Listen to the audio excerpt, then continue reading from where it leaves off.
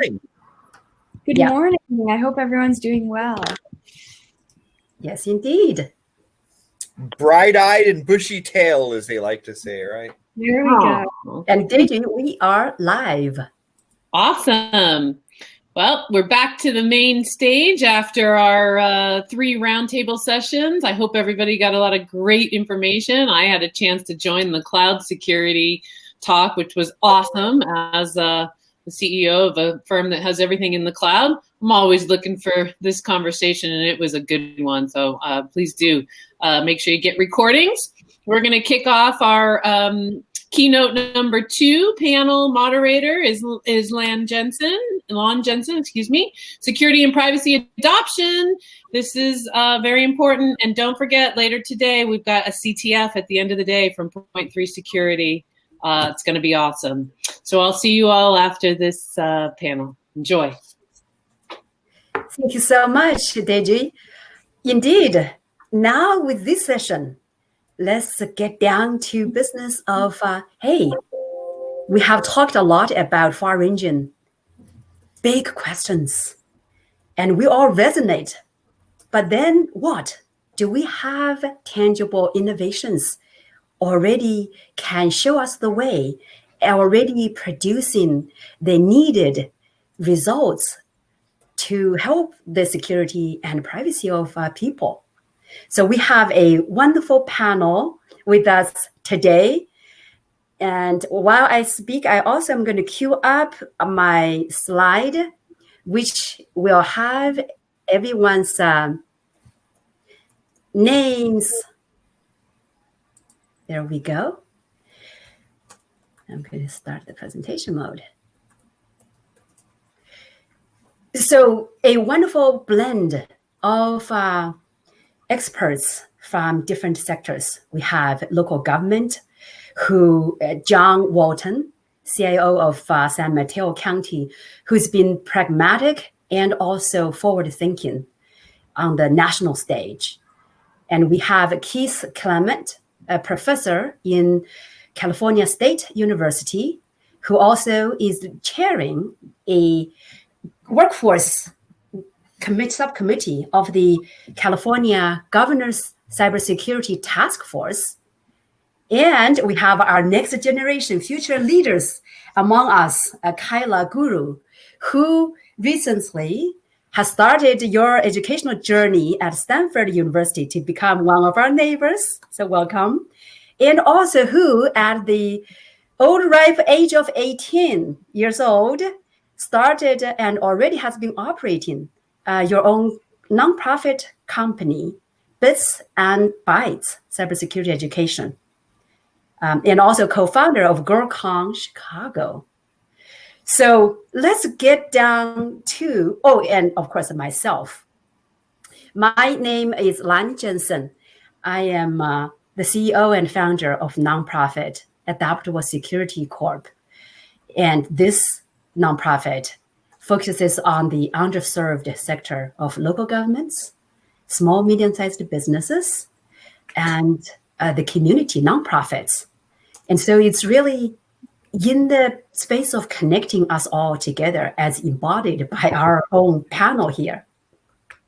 So without further ado, I wanted to start handing the floor to our honored guest here to say a few quick words about yourself, and then we will get the first questions ready for you.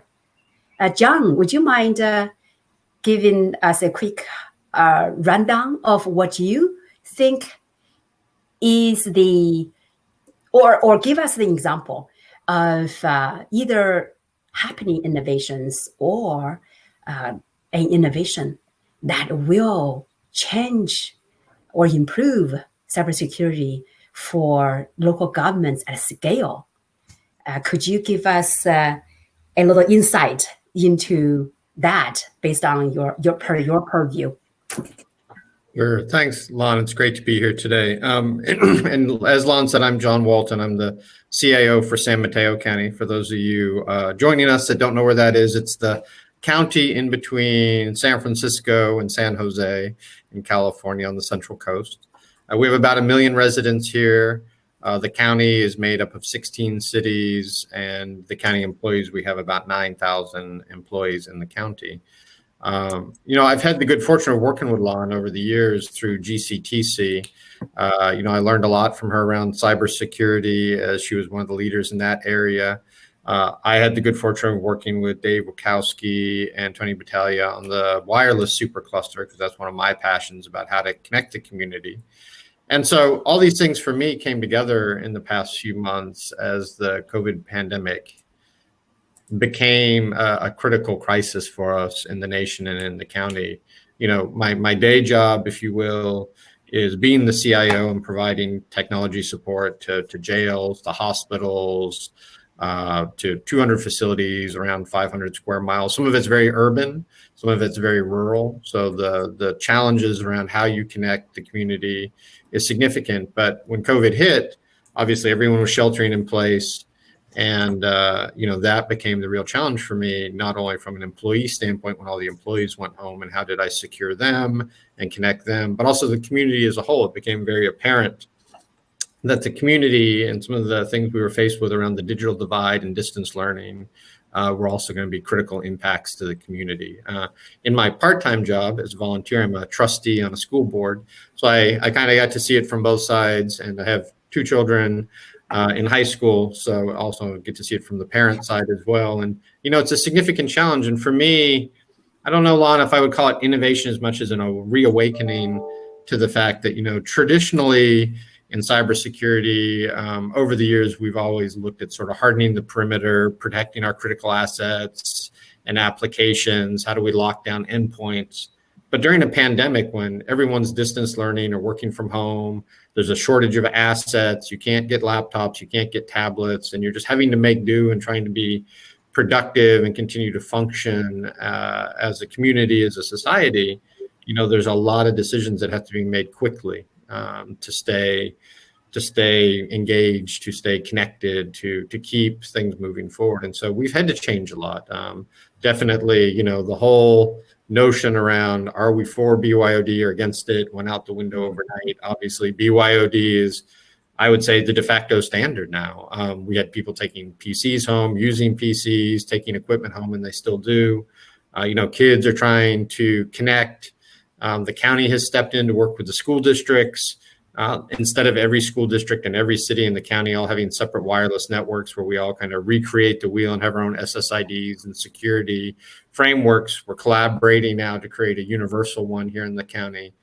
And Lon, about some of this as well. Then we're also doing a regional cybersecurity kind of operations center where we'd all collaborate on security in the future. So, yes, definitely wanted to come back and circle around that initiative, John, a little bit later, because I think that initiative alone, as one of the first in the nation, definitely deserves some time here.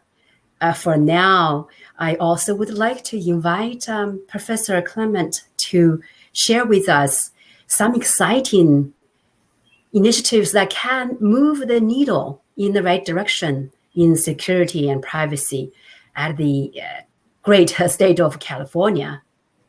Lon, John, Kyla, such a pleasure to be here. Such a pleasure to serve on a panel with noted and inspirational thought leaders in this area. So I'll take my crack at all of this. That is that we need transformative education, workforce development change in the area of IT and cyber. All right. So whatever analysis level you like to look at, global, national, state level, your community, etc., there is a definite capability and skill gap that has been growing. It has been accelerated, of course, through the COVID-19 and the number of folks using the bandwidth at home with their kids, working and studying at home, and most of us taking calls from home, right? I mean, so what we need to do in terms of transformative change is we need to find a way to get industry employers together with government agencies and organizations and the education and higher education community to build a career pipeline that begins as early as possible and continues on through as late in life as possible and is open and accessible in geographic locations and to skill levels of folks all across the talent model. So we need to have a career pipeline that is built on the facilitated collaboration of industry, government, and education. And towards that end, in California, what we've been doing is a coordinated activity called the California Cybersecurity Career Education Pipeline and Pathway Project, where we are aligning into a seamless piece of curriculum and academic standards from basically pre-kindergarten all the way through advanced graduate degrees and joint and PhD programs in the area of cybersecurity to serve the residents of the great state of California. There are 39 million residents in California, about 70,000 job openings right now. And folks, those job openings, they translate to threats and vulnerabilities that our organizations and our institutions, because we don't have all the folks on staff to take care of all the things that need to get done. So the only thing we can do is develop this career pipeline in California, 50,000 prepared for entry-level employment in the state of California between 2020 and 2030. And we are working on this on behalf of the California Cybersecurity Task Force Workforce Development Education Subcommittee. I certainly hope I didn't run over time, Lon. Well, you keep on inspiring us, Professor Clement. I feel like my blood starts to boil because I know that the job vacancies, yes, the recent number I read is 4 million job vacancies that don't have enough skilled workers. So that program, once implemented, can certainly start to move the needle. And I also want to use this briefly to mention that the nonprofit that I'm leading, Adaptive Security, already started to utilize some of the program in your workforce, Professor, specifically City College of San Francisco. So over the summer, because of COVID-19, a lot of students could not find regular internships in a pinch. And what we have done is to match them with experienced professionals. And together, that team were able to help businesses in need. So it's basically a three-way win-win-win for every partner engaged. And that will be I think a winning formula to take and scale your curriculum and the outcomes from your curriculum down the line. So I appreciate it. I don't want to take any more time. I just want to say that the issue of scalability is one that was kept in mind when developing all of that. And thank you for your comments. Definitely. And if one thing, like John said, the COVID-19 has any silver lining, is to bring us to work together to make us also effect changes that much faster. So I look forward to future follow-ups with everyone here. Now, with the next question is to Kyla. So you as a budding and aspiring youth in this space who got started, who saw the need, and who also had the vision and skills to take up the leadership role and push for the spreading of security and privacy. In your view, what do we as a country, and also for our professionals specifically, can do to engage our youth even more successfully down the line? Sure, thank you. And I'm really, really honored to be here amongst such inspiring and energetic leaders in cybersecurity. I think it's so important, the conversation we're having. So thank you so much for inviting me. And yeah, so I think, as was said, it is so critical to empower young people right now, and not only empower young people, but I think one of the big populations we can focus on are empowering educators and empowering them to make them feel like they know enough and they can teach this without any sort of hesitation. And so a couple things to that is like, I think right now we're seeing with the democratization of like technology with COVID-19 and these events going online, we're also seeing like the gap in the digital learning, like of like socioeconomic status show up as well. Like schools that, you know, might not be able to afford as much like high internet bandwidth and access for their students.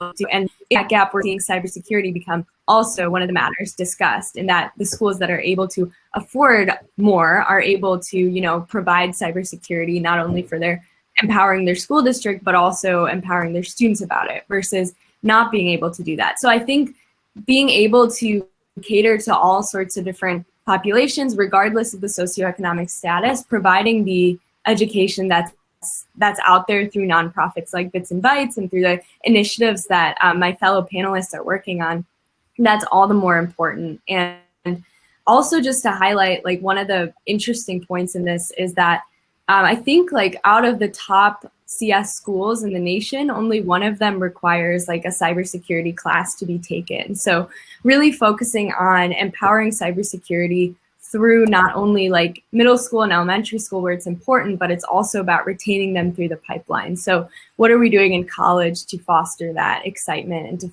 to keep those skills being grown and advanced? And then the last thing I'll say to this is remembering that cybersecurity is a human issue, remembering that there are humans affected by cybersecurity. And I think we're seeing that so much in this COVID-19 crisis of like realizing why these social engineering hacks are happening, because, you know, individuals are craving for social connection. We're so quick to click on things, and we're going on to new platforms like Zoom and other video conferencing platforms that provide their own risks. But we're doing this because we're craving connection, and we're doing this because, you know, we might be clicking on links because we're worried and we want new information all the time, constantly. So I think just always remembering that protecting humans is why we're here, and realizing their motivations and their anger and confusion right now with everything going on.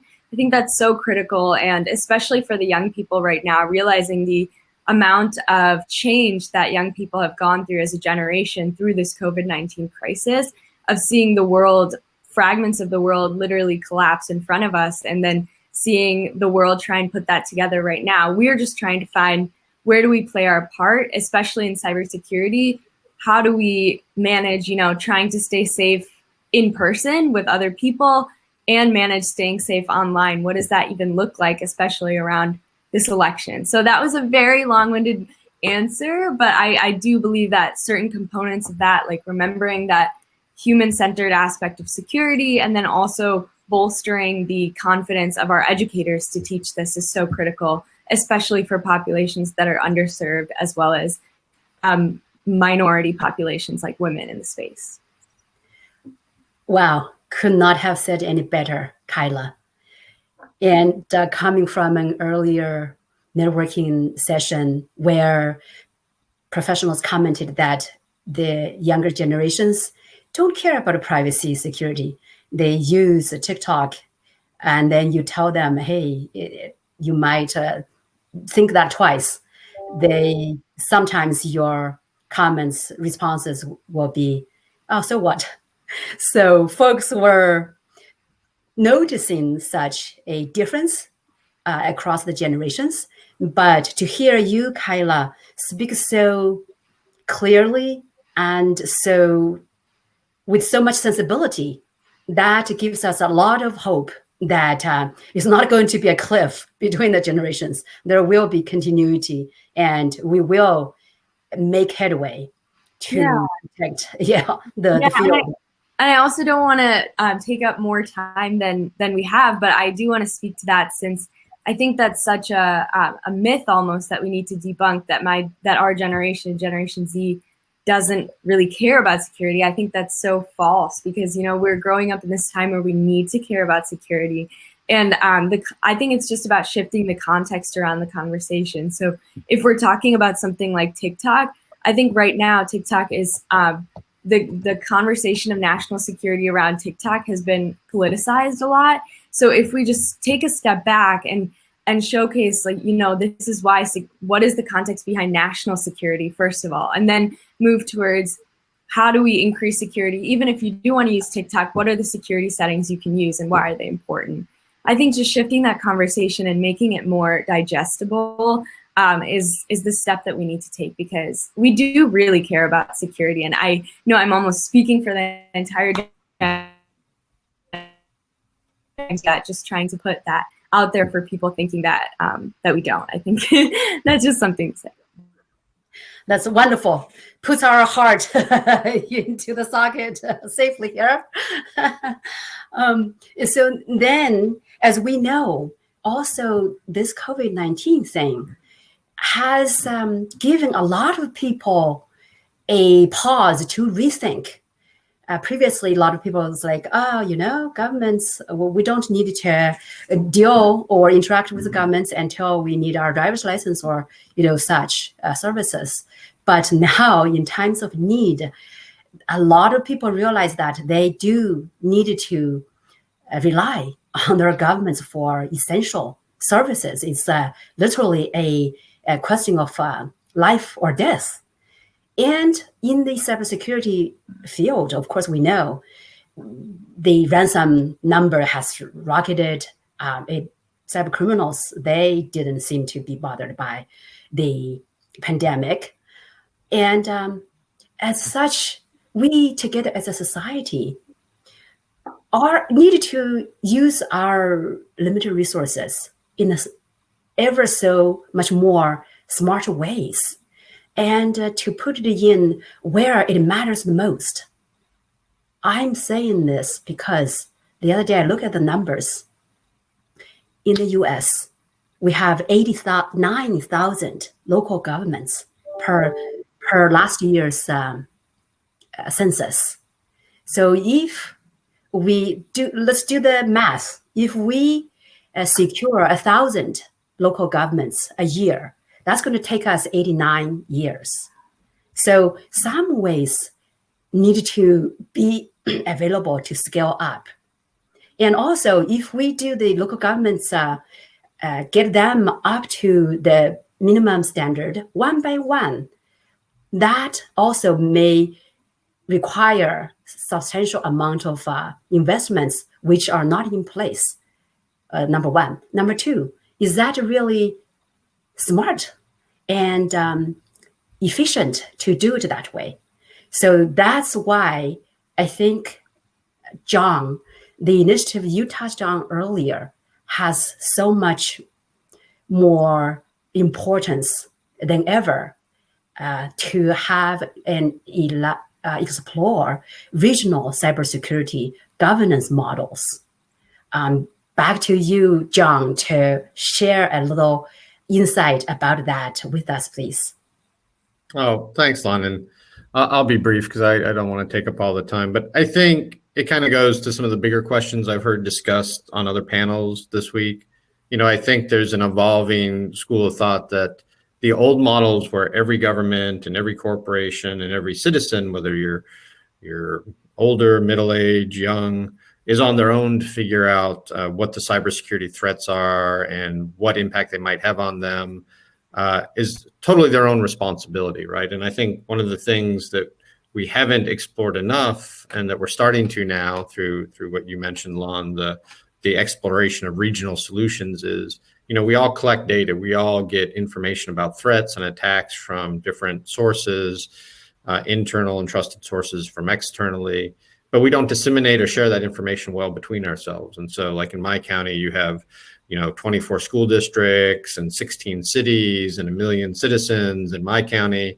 And yet we're all looking at cybersecurity threats and responses to those threats and communicating to our users about those threats and the actions they should take independently, as if, they're all unique. Whereas in reality, from a cybersecurity standpoint, a lot of them are pretty similar. And the threat vectors and the bad actors and the methodologies they use have a lot of commonalities. And I think one of the things that we're exploring now is how do we come together to share that data, that intelligence in a trusted environment, and then disseminate it out to people who are interested in that, just like we do weather alerts or fire alerts. We usually wait until after the fact and try to, help people recover through, ransomware attacks and things like that after the fact, or we prosecute people who take advantage of the elderly or the young.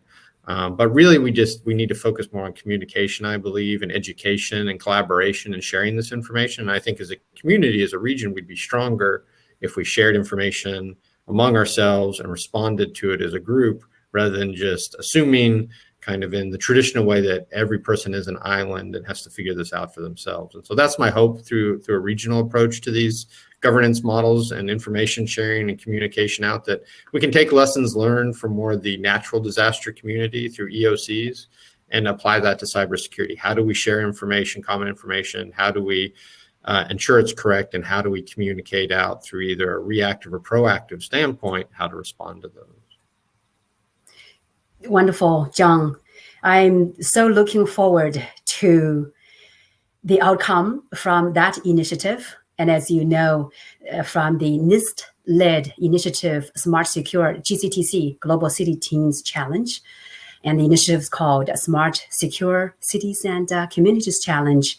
We hope for that to be a platform to amplify success stories in the field, such as this regional model, and also, Professor Clement, your task force outcomes, as well as Kyla.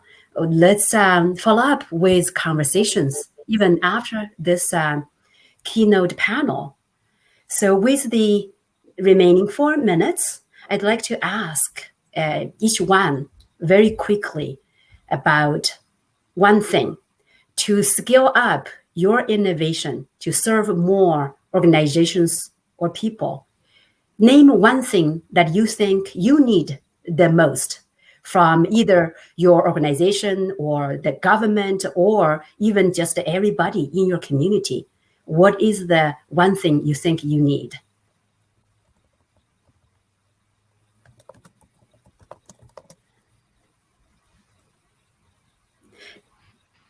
Did I throw a curveball? I think, Dr. Clements, you might be muted if you're trying to speak. Yes, I have the convergence of dogs and the male people over here right now. So minimizing the negative implications. So if so John was talking about the importance of a regional approach. And I think that when talking about cybersecurity education and workforce development, we need to think of things statewide, regionally, and locally. And so I think that the number one thing that we need is to acknowledge that the unemployment rates in certain parts of this country and California are between 20 and 25% unemployment, which is reminiscent of the height of the Great Depression era. We need to get people back to work, and we need to be serious about getting people into cybersecurity as well. So I would really like to see the one takeaway is that we really combine the term cybersecurity and essential workforce. And we view this as the significant problem this is currently and in the future. And the only way that the situation is going to get handled is a variety of folks like the panelists here, the people that are on this call watching us, to roll up our sleeves and get something done. And that tends to mean that we're going to need to do a better job amongst ourselves of facilitating communication and enhancing, to move the needle forward. This is a coordination issue, right? This is a human issue, and it is a coordination issue. It is not like there is zero cybersecurity curriculum, academic standards, programs, extracurriculars, coding camps. It's not like there's none of those. Instead, we need to find a way to coordinate all of these activities so they all feed off of and synergize off of one another so that we can get the education and workforce development and cybersecurity taken care of. And thank you very much for the time to speak. Nothing better than me coming in, hearing the word, this is a human issue. Anybody that knows me, that's we were waiting for you, Deidre. that's all I talk about. What a great conversation. And Kyla, thank you for pointing out that the younger generation does care. They may not know what's happening with their data. They think it's just a picture, right? They don't get the algorithms that are being utilized to profile and, and the so on and the so on. And we've got a lot of education and essential workforce for cybersecurity professionals. I'm gonna steal that if you don't mind, Keith. On that note, our time is up.